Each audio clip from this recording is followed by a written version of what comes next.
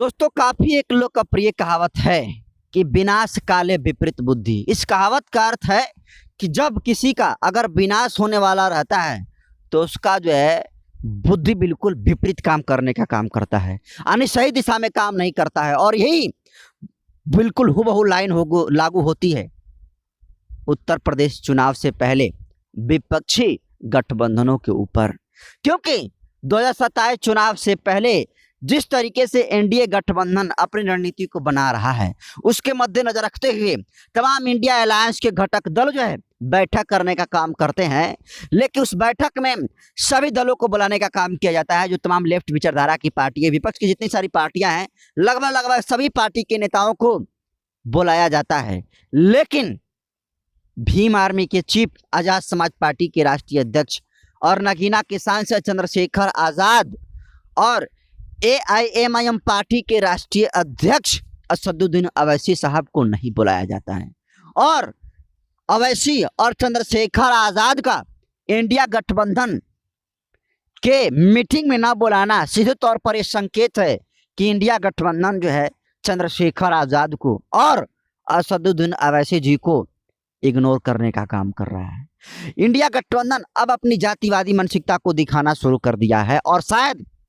India गठबंधन को इस बात का अहंकार है कि हमारे पास जो है अखिलेश यादव हैं, हमारे पास जो है राहुल गांधी हैं, हमारे पास जो है सोनिया गांधी हैं, हमारे पास जो है टीएमसी प्रमुख ममता बनर्जी हैं, हमारे साथ जो है तेजस्वी यादव हैं। ये तमाम इंडिया गठबंधन के अलायंसों के जितने सारे घटक दल के नेता हैं, उनको ऐसा लग रहा है कि जो मानक पूरा होना चाहिए, हमारे पास इतना दल है कि किसी और दलों को हमको साथ में लेने की जरूरत नहीं है। लेकिन भाई साहब, इस गठबंधन में, महागठबंधन में, इंडिया अलायंस के गठबंधन में चंद्रशेखर आजाद और अवैसी का शामिल नहीं करना और मीटिंग में ना बुलाना इतना बड़ा नुकसानदायक हो सकता है कि आप ये वीडियो मैं बना रहा हूं, अब जब 2027 का चुनाव का नतीजा आएगा तो आप इसको सेव करके रख लीजिएगा। इंडिया गठबंधन का भी उत्तर प्रदेश 2027 में चुनाव होने वाला है। जितना बुरा हाल तेजस्वी यादव का बिहार में हुआ है, उससे कई गुना बुरा हाल अखिलेश यादव का 2027 के चुनाव में होगा। और मैं बात इसलिए कह रहा हूं कि सेम यही जो है जातिवादी मानसिकता का दिखाने का काम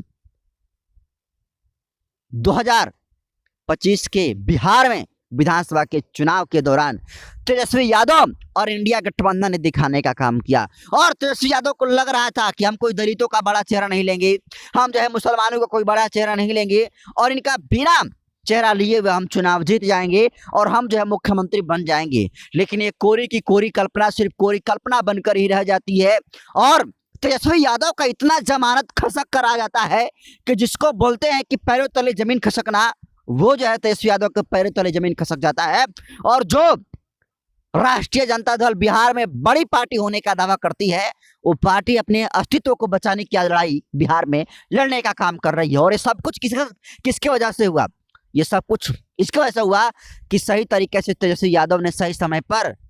अपना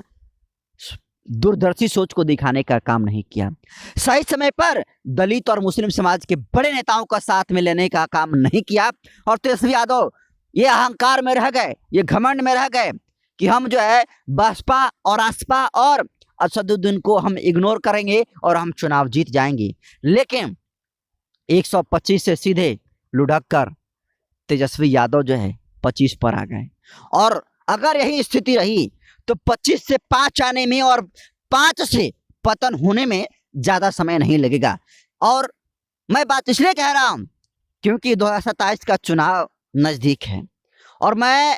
बात इसलिए भी कह रहा हूं क्योंकि हम चाहते हैं कि जो भी संविधान की विचारधारा बात करने वाली पार्टी है, जो बाबा साहब फुले पेरियार और अम्बेडकर की बात करने वाली पार्टी है, भले ही उसके विचारों पर नहीं चलती हो, लेकिन अगर वो भाजपा को रोकना चाहती है तो सारे गठबंधनों को मिलकर चुनाव लड़ना चाहिए। और ऐसे में अवैसी,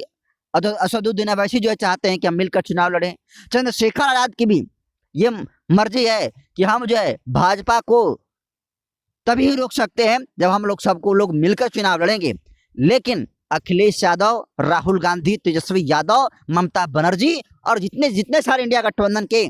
बड़े बड़े नेता हैं, उनको लग रहा है कि इन नेताओं को इग्नोर करके हम चुनाव जीत जाएंगे, तो फिर सर चुनाव लड़ लीजिए और आपको 2027 का चुनाव जब रिजल्ट आएगा तो आपको पता चलेगा और कहेंगे कि काश हम चंद्रशेखर आजाद को साथ ले लिए होते, काश जो है हम असदुद्दीन अवैसी को ले लिए होते, काश जो है हम बहन कुमारी मायावती जी का साथ में ले लिए होते, तो आज जो है हम यह चुनाव जीत जाते और हम लोग इंडिया गठबंधन की सरकार बनाते। लेकिन विनाशकाले विपरीत बुद्धि वाला हाल है। और अब जिस तरीके से इंडिया गठबंधन का इंडिया ब्लॉक का बैठक होता है और उसमें जिस तरीके से चंद्रशेखर आजाद और बहन कुमारी मायावती जी और जो चंद्रशेखर आजाद है, इनको जिस तरीके से इग्नोर करने का काम किया गया है, सीधे तौर पर आप समझिए कि ये अपने पैर पर कुल्हाड़ी मारने वाली बात है। और आपको पता है कि 2027 चुनाव के मद्देनजर रखते हुए बसपा का जो जनाधार दिख रहा है, आपको पता है चंद्रशेखर आजाद जिस तरीके से सत्ता परिवर्तन यात्रा कर रहे हैं और सत्ता परिवर्तन यात्रा के दौरान जिस तरीके से लाखों लोगों का रैलियों में भीड़ आने का काम कर रही है, ये भीड़ की संख्या को देखकर आप ये भी अंदाजा लगा सकते हैं कि चंद्रशेखर आजाद का कितना बड़ा वोट बैलेंस है। वहीं मुसलमानों की एक बहुत बड़ी आबादी है उत्तर प्रदेश में रहती है और उसके बड़े चेहरे को इग्नोर करके अगर अखिलेश यादव को और पूरे इंडिया गठबंधन को लगता है कि हम चुनाव जीत जाएंगे, तो अपनी जातिवादी मानसिकता को जीतना और इस निकाल लें जल्दी, और इस भ्रम को जो पाल रहे इंडिया गठबंधन के लोग जितना जल्दी निकाल लें और सोच समझदारी से काम लें। और अगर ये लोग बहन मायावती जी को, चंद्रशेखर आजाद जी को और अवैसी जी को नहीं लेते हैं, तो फिर समझिए कि अखिलेश यादव अपनी पार्टी समाजवादी पार्टी का अस्तित्व को बचाने के लिए बिहार में तेजस्वी यादव जैसा संघर्ष करना पड़ेगा, क्योंकि आपके पीडीए की सच्चाई पूरे देश के लोग समझ चुके हैं और आपके बरगलाने में अब कोई आने वाला नहीं है। दोस्तों, इंडिया गठबंधन के मिट्टी में चंद्रशेखर को नहीं बुलाना, इग्नोर करना कितना बड़ा नुकसानदायक होता है, अब हो सकता है आप कैसे देखते हैं कमेंट करिए और इस वीडियो को जमकर शेयर करिए, पहुंचे देश भर में बहुजनों के पास।